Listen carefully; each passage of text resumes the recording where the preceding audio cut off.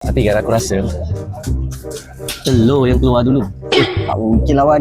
Kau saya ayam yang keluar dulu. Assalamualaikum. Waalaikumsalam. Rancak sembang? Biasalah Merah, duduk sekali, minum.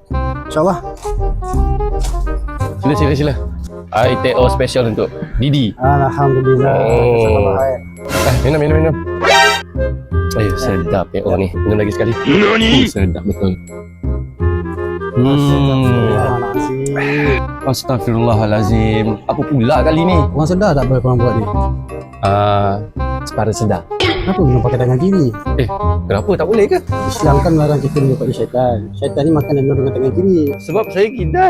Habis, awak makan pakai tangan apa? Tangan kanan. Minum air tak boleh? Tangan kanan.